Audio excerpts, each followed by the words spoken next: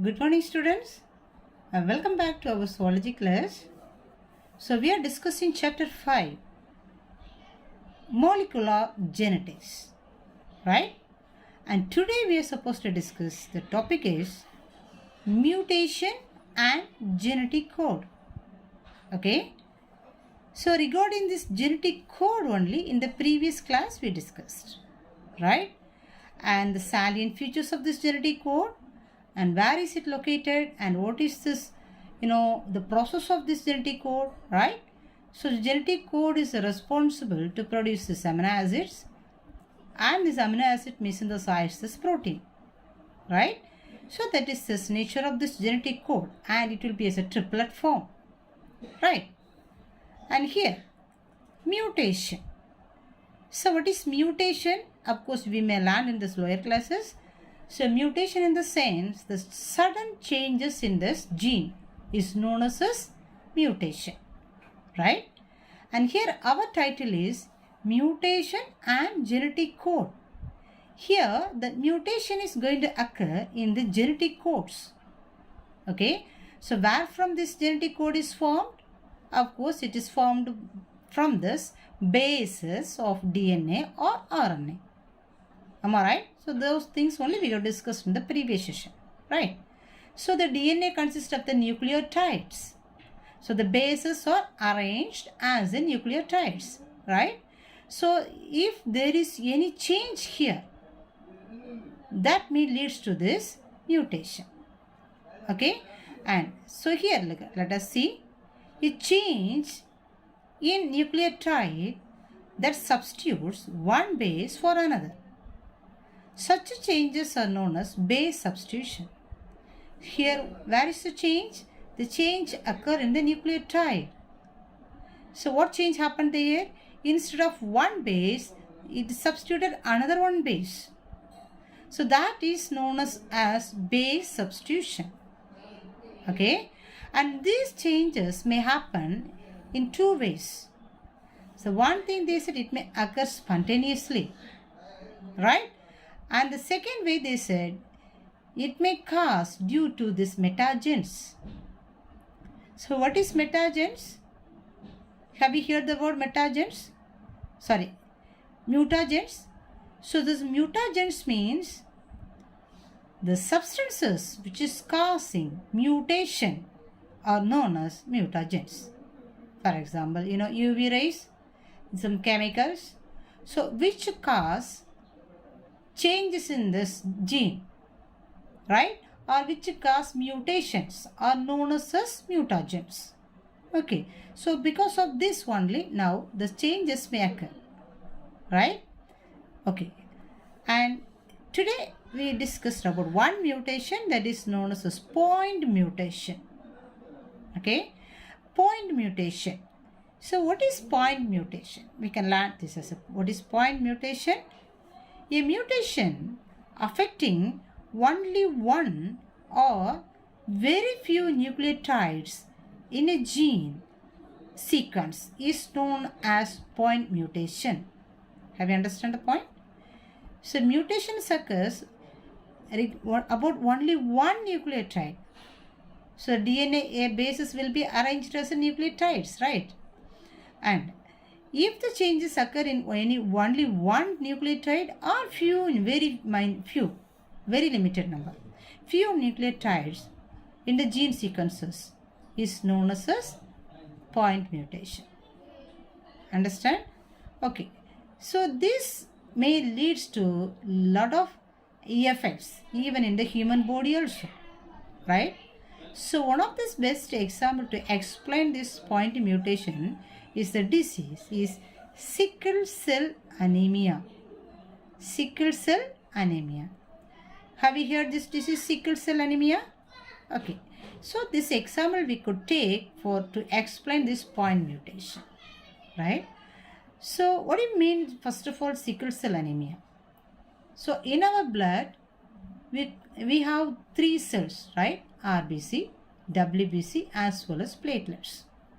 So the RBC consists of hemoglobin, right? So RBCs are red color biconcave shape, right? And what is the role of this RBC? RBC is used to transport this oxygen. Okay, especially the RBC consists of the pigment known as hemoglobin. This hemoglobin only bind with oxygen, and this oxygen will be transported along with the bloodstream, and it is supplying this oxygen throughout the body. Okay, so that is the role of this hemoglobin, right? So if you take this structure, chemical structure of this hemoglobin, it's a simple structure I have given here for hemoglobin. So if you see this name, hemoglobin, if we split here, heme denotes as a iron, Fe, iron. Okay, globin is a protein, right? So heme is iron and globin is a protein. So this is protein. Okay, so if we see this chemical nature of this hemoglobin, the hemoglobin actually, of course, as we said, it consists of this iron substance plus protein substance. So protein means, what do you mean? It is a polypeptide chain. So what do you mean polypeptide chain? Protein is made up of many amino acids and it is linked with many polypeptides bond. Hence it is known as a polypeptide chains. Okay, so hemoglobin also one of the protein. So globin is a protein. So hemoglobin also one of the protein, but this protein is now attached with this iron. Is it okay? Okay. So if you see the structure, so this protein consists of 4 polypeptide chain. So if you see the structure of or the types of protein, we come to know some proteins may consist of the singular chain, or it may as a branched one, maybe will be there, right? So in case of this hemoglobin, it consists of 4 polypeptide chains. It's a protein and it consists of 4 polypeptide chains, right?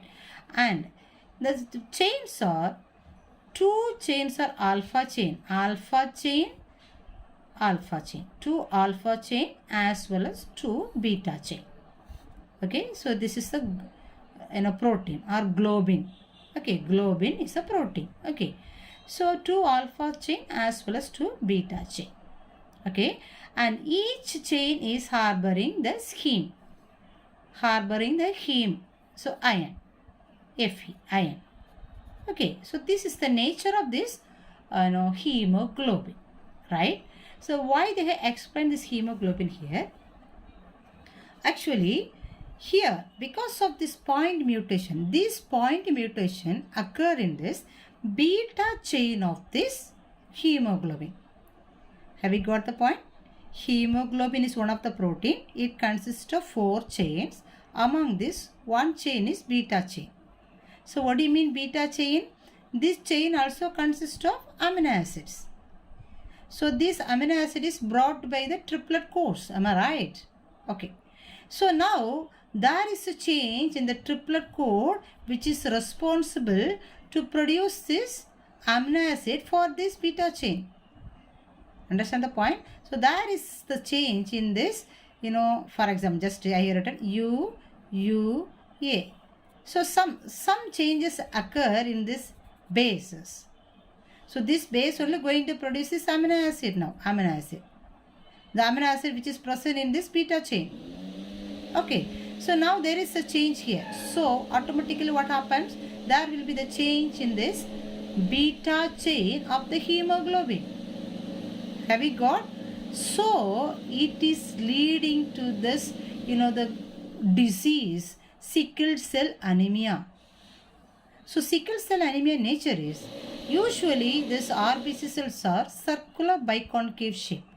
But if there is a mutation in this beta chain of this, hemoglobin, this RBC cells will be in a sickle shape. It will be instead of circular biconcave shape, it will become as a sickle shape.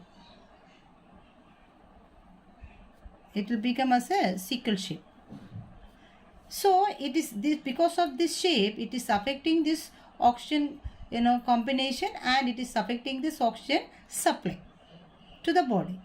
Hence, it is leading to, if there is a demand of oxygen, if there is a lack of oxygen, it may lead to anemia. So, this disease is known as a sickle cell anemia. Understand the point? So, overall, how can we say? So, point mutation, one of the best example we could say it is a sickle cell anemia. Right? Sickle cell anemia is one of the disease. Here, the RBC cells are, sickle shape instead of biconcave shape. How this sickle shape is occurred? Because of this mutation in the beta chain of the hemoglobin. RBC cells consist of the hemoglobin. Hemoglobin consists of the beta chain. Beta chain consists of the amino acid.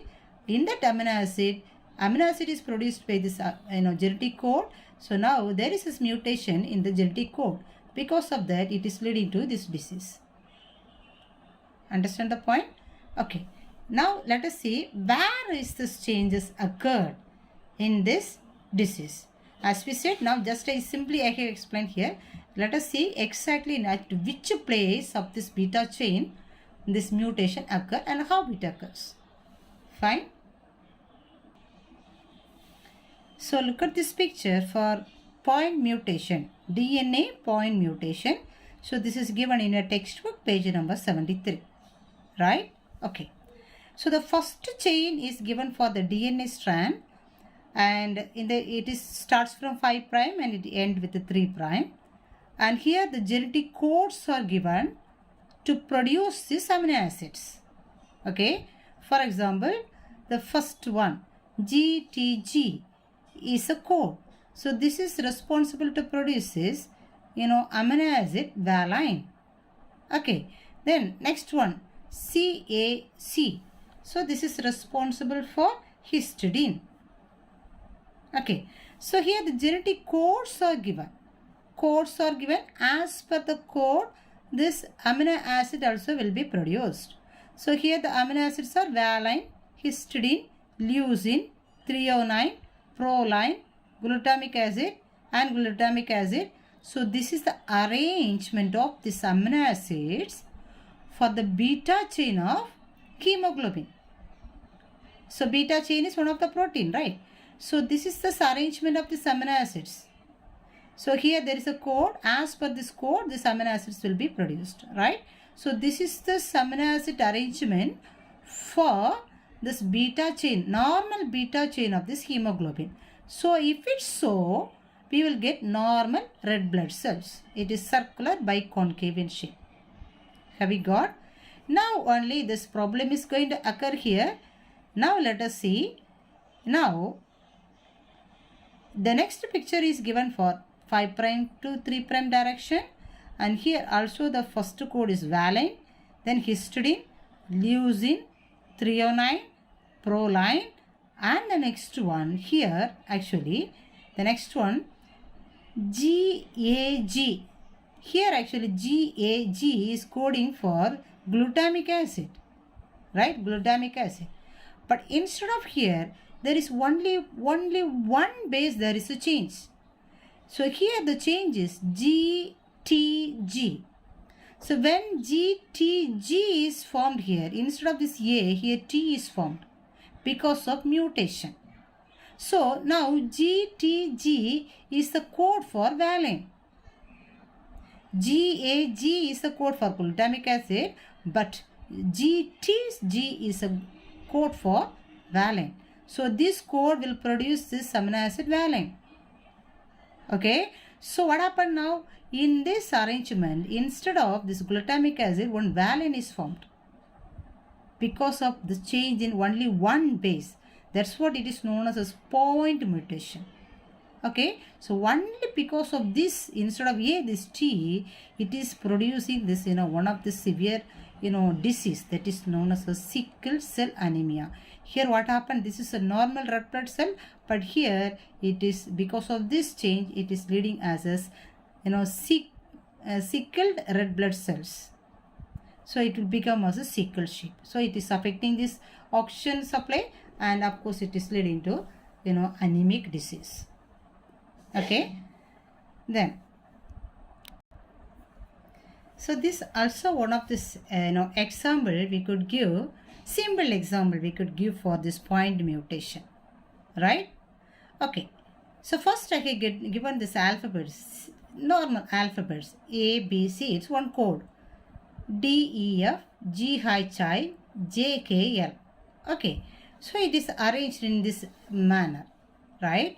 For example, if we are going to alter this genetical arrangement now. How? If we insert one O between this D, E, F and G, H, I. Between these two, we are going to add O now. So, if we add one O, how this genetical arrangement or this triplet code formation totally change. So, if we add one O here, how could we write this genetical arrangement now? The genetic code has to be in the form of A, B, C, D, E, F, O, G, H, I, J, K, then L. Okay, so there is total change here. So as per this, amino acid also will be produced. Okay, then another one. If we insert OQ in the same place, how this genetical arrangement will be there? A, B, C, D, E, F, O, Q, G, H, I, J, K, L. Instead of there, we have to substitute this genetic code here. Normal basis. Understood? Just to explain this, they have given with this alphabets. So, if we insert any one or any two in any one of this place, the total arrangement will change. So, the different kinds of these amino acids will be produced, and it is leading to formation of the different protein, and it may lead to the changes phenotypically as well as genotypically. Genotypically means genetical arrangement may change. Phenotypically means, of course, the morphological features also may change. Even because of one point mutation, even if there is one change in this one base also leads to such a vast changes. Have we got? So that is about this gene mutation, right? Okay. So the next topic is regarding this tRNA. Okay, so tRNA already we said it is known as a transfer RNA. So what is the role of this transfer RNA? It is going to transfer the codes from this mRNA to this rRNA, right? So that is the role of this tRNA, right? And let us see this role of this tRNA and its structure. Fine. So this tRNA, we can say it is adapter molecule. Adapter molecules means it is going to carry this amino acid molecules. Hence it is known as adapter molecules, right? And let us see the structure of this tRNA. So tRNA, simply they said it is as, if you look at this picture, overall we can say as it's look like a clover leaf.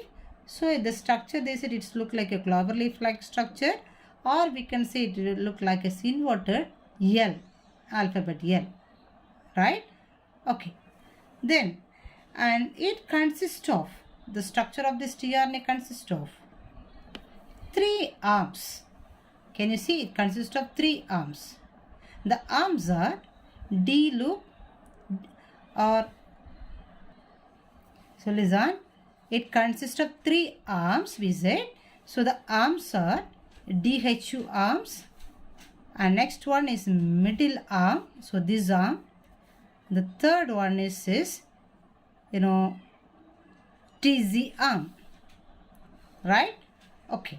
And in each arm consists of this loop, right?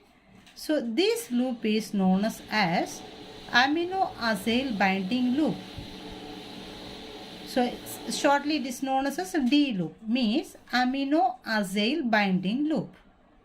Okay. And here in the middle arm consists of the loop that is known as, this is the loop, fine. And that loop is known as anticodon loop. Anticodon loop. Okay. And the third arm is the ribosomal binding, TZ arm, and it consists of this loop that is known as ribosomal binding loop. Okay. So 3 arms plus 3 loops are there. Okay. So this is a site where this amino acyl is going to bind. Okay. And it's just an enzyme. is to bind here. And this is the spot where this anticodon will be there. Okay, and anticodon means this is the codes against this, the codes which is present in the mRNA. Okay, then for example, mRNA consists of A, U, G. Means this code here, anticodon will be A. Here A will bind with the T and U will bind with this. Sorry, here it is. Here it is. If it is A, of course here what may form? A will bind with a U. Okay, and if it is U, here it is A. And if it is G here, here it is C. So this is the code which is present in this mRNA. And for this, here this anticodes will form. Okay. Then the next one is it is T loop or ribosomal binding loop. This is the site where the ribosomes used to bind. And this site is amino acid binding, and this is a site where this amino acid used to bind. Okay. So this is the structure of this tRNA. So tRNA consists of 3 arms as well as 3 loops. 3 loops is responsible for 3 different functions. Okay, and this side, the first site is responsible to carry this amino acid. So it is known as amino acid binding site or amino acid attached here they mentioned. Okay, so other than this one, it consists of one small lump here, that is known as one additional loop actually it is, that is known as variable loop. Fine. So this is the structure of this now tRNA. Okay. So transfer RNA. So let us see what is this role of this tRNA. The first role actually, this is a vehicle. It is going to pick up this amino acids scattered through the cytoplasm. Actually, amino acid is present in the cytoplasm, right? So how this amino acid is formed? Maybe through this diet, right? Or in the body, the amino acids will be produced. So that amino acids are present in the cytoplasm of the cell, right? So this amino acid, first of all, this transfer RNA is going to pick up these amino acids. At which site? In this site. So that is known as amino acid binding site. Okay, amino acid attached here. Okay. Then that is one of the function. It is going to pick up this amino acids from the cytoplasm. Right? And the second very important nature of this tRNA is it could able to read the codes which is present in this mRNA. As we said now, 5' to 3'. So this mRNA consists of the codes. Am I right? mRNA consists of the codes. So this tRNA can able to read these codes. So as per this codes only, it would bring these amino acids. Have you got the point? For example, this is an mRNA. mRNA we can say it starts from 5' and it is leading towards this 3'. Okay, and mRNA consists of the codes. Where from this codes comes, it is copied from the DNA. Okay, so just to see one code here. For example, here the code is AUG. So this AUG is the code for one of the amino acid. The amino acid is methionine, right? So this tRNA will read this amino acid. Okay, so it is reading this amino acid. It is this AUG. So it will collect this methionine from the cytoplasm because this is a code for methionine. So it will bring this methionine in this end. Okay, and what is the role of this anticodon? Anticodon region only going to bind in this now, actually mRNA, right? And when it bind here, what happens here? Here AUG, if it want to bind, this has to produce the complementary code here. That is this anticodon. Okay. And I mean A has to bind with the U will bind with the A, G must to bind with the C. If this code is here only, it can able to join. Otherwise, if there is a change in this code, it cannot unite. Understand the point? So, here, as per this code, here anticodes will be produced. So here it is once again it is ensure. So if this code is here only, of course we can show there is a methionine. The first thing, this tRNA is reading this code. So as per the code, it is bringing this methionine. So if it is methionine, surely this UAC will form here and it will bind with this, this mRNA. If it is not methionine, here will be the problem in the codes. Is it clear? So once again, we can ensure whether this code is this amino acid. So that is the purpose of this tRNA. Do you understand the point? Okay.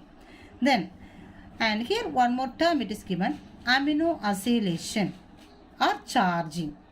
It is nothing else. When the tRNA is bind with this amino acid, that the process is known as charging or it is known as amino acylation. Okay. Then, and if this tRNA is with this amino acid, that is known as either charged tRNA or this we can say amino acyl tRNA. Okay. So the process is known as amino acylation, and if this tRNA is with amino acid, we can say it is amino acyl tRNA or charged tRNA. Have we got? Okay. But if it is without this amino acid, we can say of course it is uncharged tRNA. Okay. Then for this purpose, for binding of this amino acid, what enzyme is used, that is known as amino acyl tRNA synthetase. Amino acyl tRNA synthetase is helping for the binding of this amino acid with this tRNA. Okay. Then 20 different amino acyl tRNA synthetase enzymes is available. Why? Because already we said there is 20 different amino acid is available in the cytoplasm. So to pick up this each amino acid, this each unique tRNA will be used. So since 20 different amino acid is present in the cytoplasm, of course 20 different amino acid tRNA synthetase also necessary to bind this amino acid to the tRNA. Understand? So that is about this, tRNA structure and the role of this tRNA. So then if we learn about this translation, we can understand this exactly about what is the role of this tRNA. And when we learn the process of this translation, in this translation region only, mainly this tRNA will be used. Fine.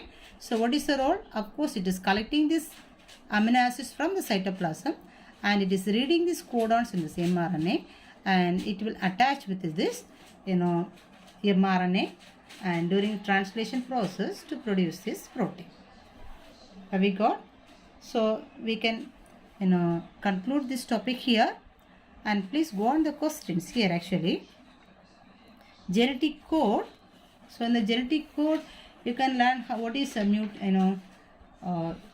point mutation. What is point mutation, and give an example for point mutation will be as one of this question. Got it? So what is point mutation? The mutation affecting only one or few nucleotides in a gene sequence is known as point mutation. Best example we could give it is a sickle cell anemia. Okay, so that will be one of this very important question. Point mutation. Explain the point mutation with the proper example. So it is one of the question. Please go on this question for today. And one more question it will be asked regarding this structure of this tRNA. It's one of this very important question again. Structure of tRNA, symbol, and about this functions of or the process of tRNA. Right? So please go ahead with this question. So especially you have to learn two questions. What is point mutation and give an example, or the structure of this tRNA. Have we got? So please go on these questions and learn and write in your note and submit it in the school. Right? We will verify it. Clear? So in the next class we will meet with this next topic. Until that, please stay home and do your works perfectly and pray very well. Alright? Thank you.